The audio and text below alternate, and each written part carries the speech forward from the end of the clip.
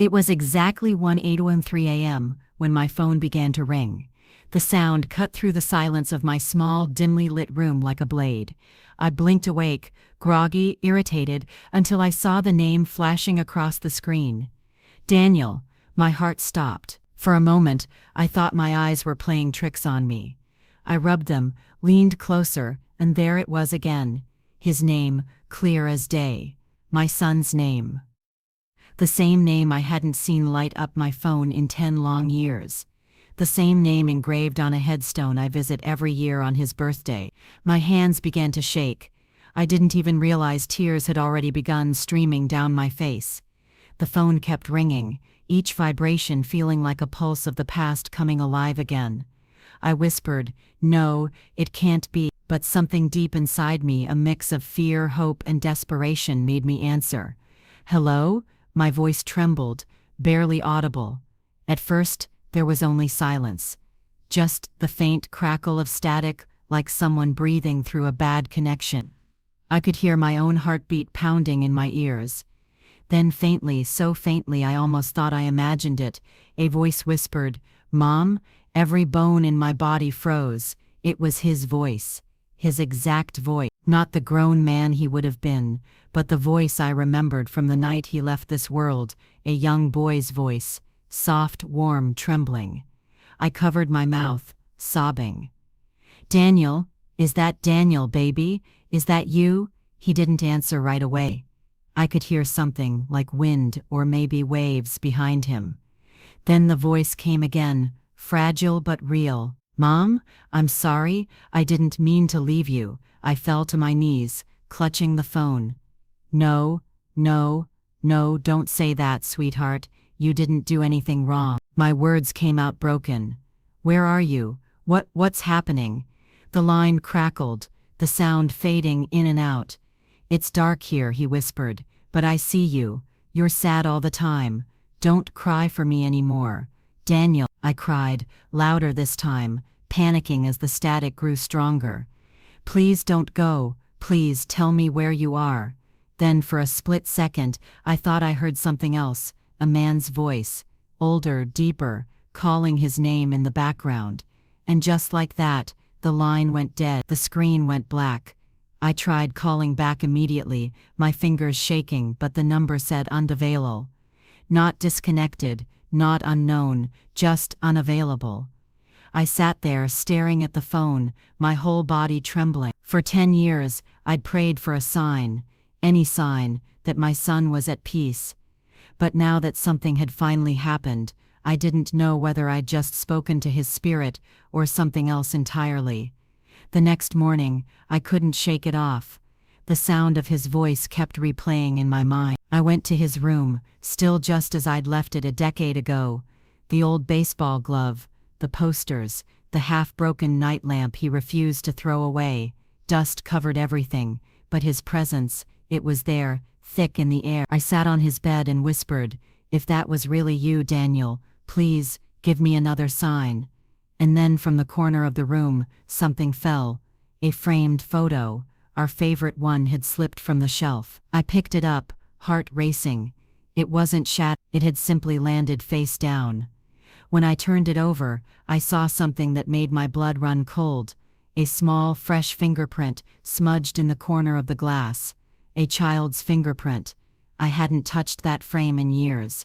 And that's when I realized, maybe this wasn't just a coincidence. Maybe something, or someone was trying to tell me there was more to his story than I ever knew.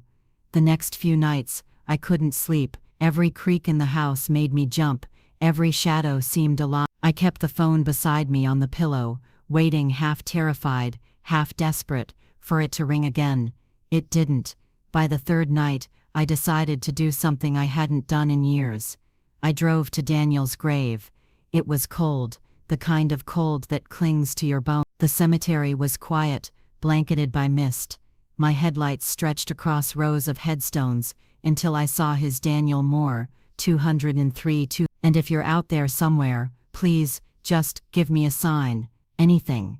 The wind stirred, soft but deliberate, and for a split second, I could swear I smelled him, that familiar scent of his shampoo, the one that always lingered after he'd come in from soccer practice. My eyes filled with tears.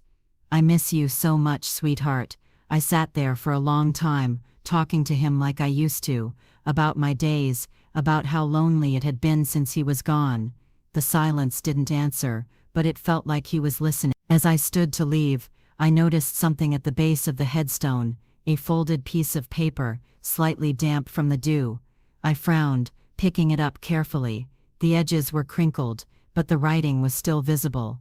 It was a drawing, a child's drawing, a little boy standing beside a woman, holding hands, both smiling under a big yellow sun. Underneath, in messy handwriting, it said "Mom and me forever." My knees buckled. I pressed the paper to my chest, shaking. That exact drawing used to hang on our refrigerator when Daniel was alive. I'd kept it in a keepsake box in my closet at home, but when I raced back to check that night, the box was open, its contents scattered, and that same drawing was missing. That was the moment I stopped trying to rationalize it. Something was happening, something I didn't understand. The next day, I took the phone to a repair shop, hoping maybe there was a technical explanation, maybe someone spoofed the number, maybe it was a glitch. The technician, a young man with tattoos on his wrist, examined it for nearly an hour before looking up, puzzled. "Ma'am," he said slowly, "the call logs show that number dialed you, but it doesn't exist in any carrier record. It's like it came from nowhere." I felt the room spin. "What do you mean, nowhere?" He shrugged uneasily. "Sometimes old disconnected numbers can ping for a second, but this one, it's been off the grid for 10 years, since," he hesitated, then added softly, "since the date you said your son passed." I left the store trembling, the cold air hitting my face like a slap. Nothing made sense. Every logical part of my brain said this was impossible. But the mother in me, the part that had felt that voice, that scent, that warmth, knew something deeper was reaching out. That night, I lit a candle in Daniel's room. I sat on the floor beside his bed, holding that drawing in my hands, and whispered, "If there's something you want me to know, Daniel, if there's something you couldn't tell me before you left, I'm listening." For a moment, nothing happened. Then my phone vibrated once. No ringtone, no number, just a text, from unknown. "Mom, please stop crying. Look for the truth about that night." I froze. My breath caught in my throat. The truth about that night. But I thought I already knew. He died in an accident. That's what they told me. That's what everyone said. My hands began to shake as a thought crept into my mind, one I'd buried for years. The police report had always felt incomplete. The timelines never added up perfectly. And the last person who'd seen Daniel alive. That night, I couldn't stop replaying those words in my mind. Look for the truth about that night. They echoed in the quiet like a whisper that refused to fade. The night Daniel died had always been a blur in my memory, a jagged wound I never dared to reopen. He'd gone to a friend's birthday party just a few streets away. His father, my ex-husband, Mark, had offered to pick him up because I was working late at the hospital. But sometime between leaving the party and coming home, everything went wrong. The police said it was an accident, a hit and run. Daniel was found near the edge of the main road, his bike twisted, his phone shattered. They said whoever hit him didn't stop. No witnesses, no camera, just tragedy. I believed it because I needed to. The truth was too painful to question. Until now, I didn't sleep. At dawn, I called Mark. He sounded startled to hear from me. "Sarah, is everything okay?" "No," I said quietly. "I need to talk to you about Daniel." There was silence on the line, then a sigh. "Sarah, it's been 10 years. Why are you doing this to yourself again?" "Because I got a message," I said, "from Daniel's number." He didn't answer right away. When he finally spoke, his voice was tight. "That's not fun." "I'm not joking, Mark." My hands trembled as I held the phone. "It wasn't a prank." I heard his voice, and he said I should look for the truth about that night. I could hear his breathing quicken. "That's impossible." "Then tell me, Mark."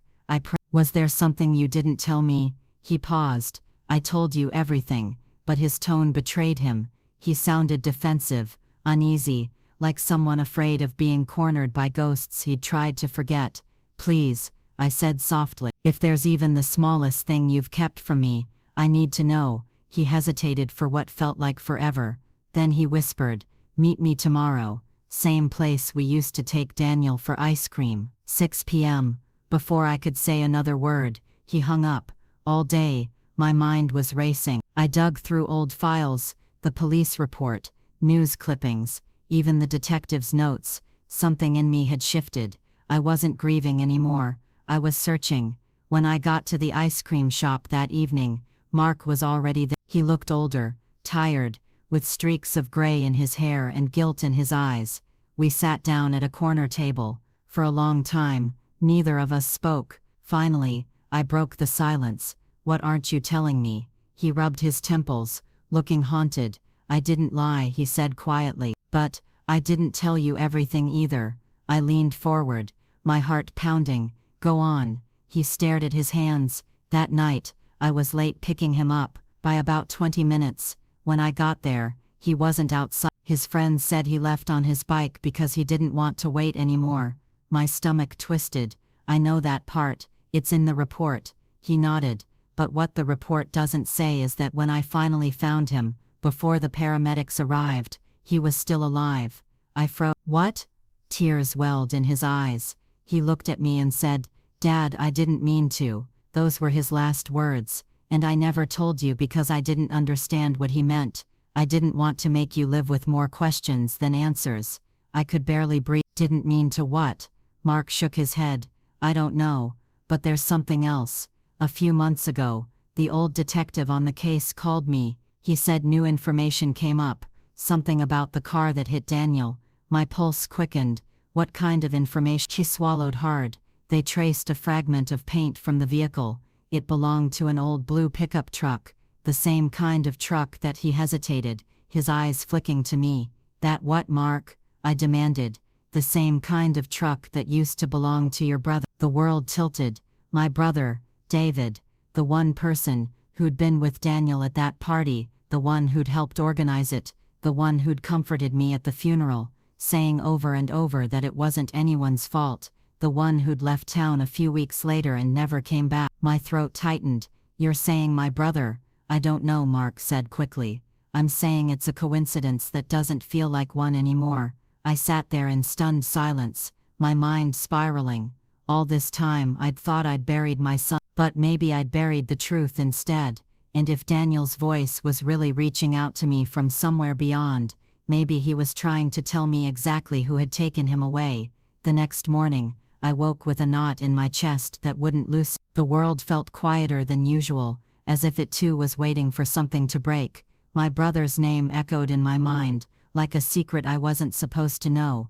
David and I had always been close growing up. He was the wild one, the charmer, the one who never really grew out of breaking rules and laughing about it later. But he loved Daniel, or at least I thought he'd. They were inseparable. My brother would pick him up from school, teach him how to throw a ball, spoil him with candy when I wasn't looking. After Daniel's death, David had changed overnight. He stopped coming around. He didn't call. And when I asked him once, through tears, why he couldn't even talk about Daniel anymore, he just said, "I can't, Sarah. You wouldn't understand." Then he left town. I told myself it was grief, but now, maybe it was guilt. I pulled out my phone, scrolled through my old contacts, and found his number. It had been years since I dialed it. My finger hovered over the call button. I didn't know what I wanted to hear, an explanation, an apology, or just a voice that would make this all make sense. The phone rang 4 times before someone picked up. "Hello?" The voice was rough, cautious. I swallowed hard. "David, it's me." There was a pause. "Sarah? What's wrong?" My throat tightened. "I need to talk to you, about Daniel." Silent. Then in a lower tone he said, "Sarah, why now?" "Because his number called me," I said, my voice shaking. "And because I think there's something you haven't told me." Another long silence. I could hear him breathing on the other end, heavy and uneven. Then he said quietly, "Where are you?" "At home. I'll come by tonight," he said. "But Sarah, maybe some things are better left buried." "Not this," I whispered. "Not my son." He didn't answer. The line went dead. All day I felt like I was moving through fog. My thoughts collided, memories of Daniel's laughter, of David teaching him to ride a bike, of the night police lights flashed outside our house. I sat by the window clutching that drawing Daniel had somehow returned to me, wondering what kind of truth could be so dark. My own brother had run from it for 10 years. When David finally arrived that evening, I almost didn't recognize him. He looked older, worn down by time and secret. His hair had gone gray at the edges, and his eyes, once sharp and mischievous, were haunted. He stood at the doorway for a long moment before saying softly, "You still keep his room the same." I nodded. I couldn't change. He stepped inside slowly, glancing around like he was walking through a dream. He loved those glow-in-the-dark stars, he murmured, looking up at the ceiling. I helped him stick them up. "Why are you really here, David?" I asked. "What happened that night?" He didn't answer right away. He sat down on Daniel's bed, his hands trembling slightly. "I didn't mean for it to happen," he said finally. My heart pounded. "You were there, weren't you?" He nodded, staring at the floor. "Yeah." After the party ended, Daniel said he'd ride home. It was dark, and I told him I'd follow in the truck just to make sure he got home safe. He laughed and said I didn't need to. His voice cracked. He was turning onto the main road, and a car swerved out of nowhere. I panicked. I hit the brakes too late. I stopped, ran to him, tried to wake him up, but he stopped talking, tears spilling down his face. I didn't know what to do. I froze. Then I saw headlights. I thought they'd think I saw that. I felt my knees go weak. "You left him?" He nodded, barely able to meet my eyes. I drove off and called Mark from the next street. I told him I'd seen a kid hurt on the road. I didn't say it was Daniel. I thought maybe he'd still make it. I thought if I said nothing it would be like it never happened. I stared at him, the world spinning around me. All those years of grief, all those sleepless nights, and my own brother had been carrying the truth in silence. He looked up at me then, broken. "Sarah, I've lived with it every day. Every night I hear his voice." I tried to end it once, but I couldn't. "And when you said his number called you," his voice trembled. "Maybe it was him. Maybe he wants me to tell you." I was crying now, not just from pain but from disbelief. "Why didn't you come to me, David? Why didn't you let me bury him knowing the truth?" "Because I couldn't bear to see what it would do to you," he whispered. "I already killed my nephew. Sarah, I couldn't kill you too." I stood there, shaking, torn between rage and heartbreak. I wanted to scream, to hit him, to forgive him, all at once. Before I could speak, my phone buzzed. Both of us froze. It was the same unknown number. The message read, "Thank you, Mom. I'm not angry anymore." My hands trembled as I showed the screen to David. His face crumpled. He whispered, "He knows." The phone buzzed one more time. "Uncle David, it's okay now. Go home." Then the message vanished. The entire thread, every call, every text, disappeared from my phone. We just stood there in silence, the air thick with something that felt both heavy and holy. David covered his face, sobbing. I sat beside him, resting my hand on his shoulder. "He forgave you," I whispered. "And maybe that's what he wanted all along." He nodded, tears falling freely. "Maybe he wanted to set us both free." For the first time in 10 years, I didn't feel haunted. I felt lighter, like my boy had finally found peace, and somehow, so had I. A few days later, the world outside looked calm again, soft winter sunlight slipping through the trees, quiet air that almost felt forgiving. But inside me, something had shifted forever. It wasn't closure, not really. You don't close something like that. It was more like the wound had stopped bleeding, even if the scar would always stay. David called me that morning. His voice was softer, steadier than before. "Sarah," he said, "I think we should go see him, together." I didn't hesitate this time. "Yes, we owe him that." We drove in silence, both lost in thought, the hum of the car blending with the ache in our chests. The cemetery sat on a small hill just outside town, peaceful, with rows of white stones glinting in the pale light. As we walked toward Daniel's grave, my hands trembled, but not from fear. It was the weight of 10 years, 10 years of pain, confusion, and love that never found its place. When I saw his name carved in stone again, my knees weakened. I traced my fingers over the letters like I was touching his face. Daniel James Evans, forever in our hearts. David knelt beside me, his eyes wet. He was the best part of me, he said softly. I don't deserve to be standing here. I turned to him. You made a mistake, David, a terrible one, but you didn't run from this moment, not now. That means something. He shook his head. You don't have to forgive me. I looked up at the gray sky, tears spilling freely. I think Daniel already did. For a long while we didn't speak. The wind rustled through the trees, carrying with it a strange warmth, almost like someone breathing peace into the world. Then, out of nowhere, a gentle chime echoed through the still air. I frowned and reached into my bag. My phone screen had lit up. No number, just one line of text. Thank you for coming, Mom. My heart stopped. I looked at David, who was staring at the screen, wide-eyed. Do you see this? He nodded slowly. Yeah, I think he's here. And then before my eyes, the message faded, the screen going completely blank. But something about that moment felt final, as if he was saying goodbye not out of sadness, but peace. David took a shaky breath. You know, I used to dream about him every night. He'd be standing near that old tree in the park, smiling, like he wanted to tell me something but couldn't. Maybe this was it. I reached over and held his hand, something I hadn't done since we were kids. He wanted you to forgive yourself too. He nodded, his voice breaking. I'll try. We sat there until the sun dipped behind the horizon, the sky turning golden and soft. For the first time in 10 years, I didn't feel like I'd lost my son. I felt like he'd just gone somewhere I couldn't reach yet, but he was okay. He wasn't angry. When we stood to leave, a small gust of wind passed us, lifting a single white feather that floated gently to the ground between us. David picked it up, staring at it with trembling hands. He smiled faintly. He always said feathers meant angels. I smiled through tears. Maybe he's closer than we think. As we walked back to the car, the world didn't feel quite as heavy anymore. The guilt, the questions, the silence, all of it had started to loosen its grip. What remained was love, a love that had survived even death, even lies, even the years between us. That night, when I got home, I placed Daniel's drawing, the one that had somehow returned to me, on my bedside table. For the first time in a decade, I whispered goodnight, not goodbye, and as I turned off the light, I swore I heard it, a faint familiar voice, full of warmth and peace. Good night, Mom. You know, I used to think grief was something you survived,